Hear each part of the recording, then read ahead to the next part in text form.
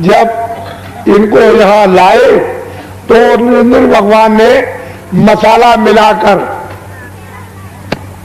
माँ के पेट में खोल तैयार किया। खोल कहते हैं शरीर।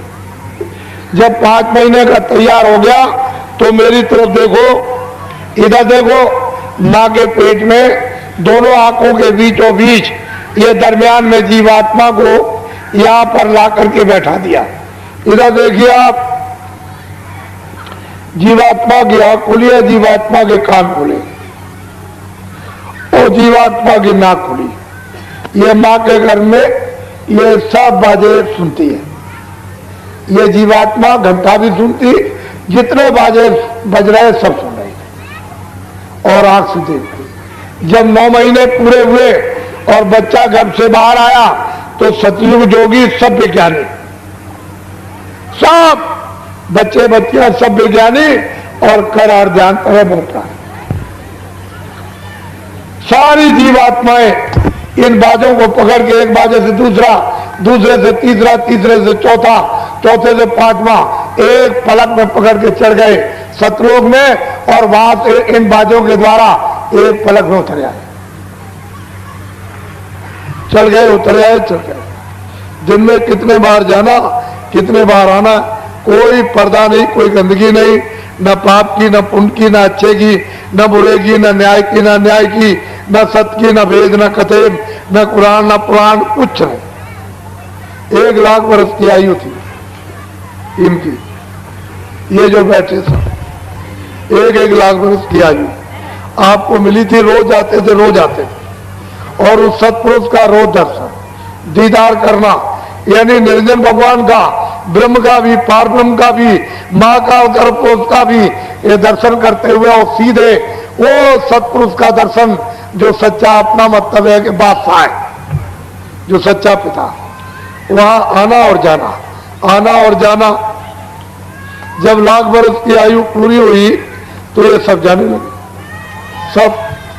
तो निरंजन भगवान ने सोचा कि मेरी तो मेहनत सब बेकार हो जाएगी, ये सब चले जाएंगे तो बेकार हो जाएगी। तो उन्होंने फौरन अपनी शक्तियां पैदा की और उनको जब जन्म दे दिया तो आदेश दे दिया कि चले जाओ घोर जंगल में तपस्या करो। तो ये लोग चले गए, 20,000 बरस तक तपस्या की। इनका नाम क्या है? ब्रह्मा विष्णु महादेव। जब ब्रह्मा ने समाधि लगाई तो उनको देववाणी सुनाई दी। निरंजन भगवान ने चारों वेद लिखो भोजपत्र पर, जो मैं बोलूं सब लिखते जाओ। वो जो कुछ बोलते गए वो सब लिखते चले गए। तो 80,000 कर्मकांड, 16,000 उपासना कांड और 4,000 ज्ञान कांड, 1 लाख श्लोक है। पूरा विधान बना दिया। जब विधान बन गया तो उन्होंने आदेश दिया कि इन सब मनुष्यों को सुना दो कि पूरा पाप का, पुण्य का, अच्छे का, बुरे का, न्याय का, अन्याय का, लूले का, लंगड़े का, अमीर का, गरीब का, राजा का, रैयत का, 4 खानों का, 84 लक्षणियों का और 9 स्वर्ग का और नरक का सब विधान बन गया। सबको आजादी दी जाती। जो कोई कर्म अच्छा बुरा पाप पुण्य करेगा सब अपना अपना सबको भोगना है। ये सब लिखा गया, आपको सुना दिया और तिथि तारीख रख दी कि इस तिथि तारीख के बाद जो कोई भी अच्छा बुरा पाप पुण्य करेगा सब अपना अपना भोगना पड़ेगा। बस तिथि तारीख निकल गई, कभी अच्छा कभी बुरा, कभी न्याय कभी अन्याय, कभी सत्य कभी असत्य है। ये आपने जो कर्म, पहले तो कोई बुरा करता ही नहीं था, कितने जो बीत गए, उसके बाद एक बुरा हो गया, फिर कितने जो बीत गए तो 2 बुरे हो गए, फिर कितने मतलब फिर 4 बुरे हो गए, धीरे धीरे धीरे धीरे धीरे धीरे। तो दोनों की गंदगी, अच्छे की भी गंदगी, पाप की भी गंदगी, पुण्य की भी गंदगी, ये सब गंदगी जमा धीरे धीरे अंतर में बहुत बड़ा आकाश उसमें जमा होने लगी। जब धीरे धीरे जमा होते होते आकाश मटमैला होने लगा तो आंख से कम दिखाई देने लगा, कानों से कम सुनाई और नाक से कम यानी सूंघने को मिलने लगा।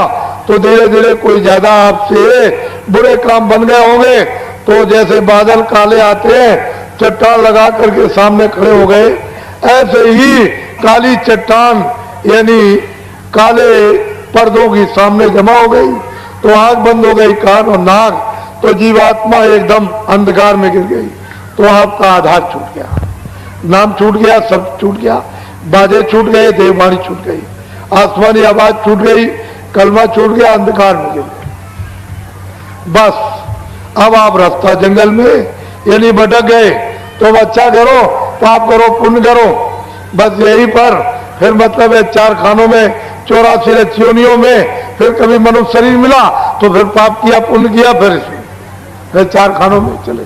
जब से जीवात्मा आई अभी तक आपने वापस नहीं पहुंचा, अपने घर में नहीं ले जा सके, यही बस बराबर यही पर पाप पुण्य 4 खानों में 84 रचियोनी, नरकों में फिर कितने युगों के बाद मनुष्य शरीर मिले, फिर इसी में आप पाप पुण्य में फंस गए।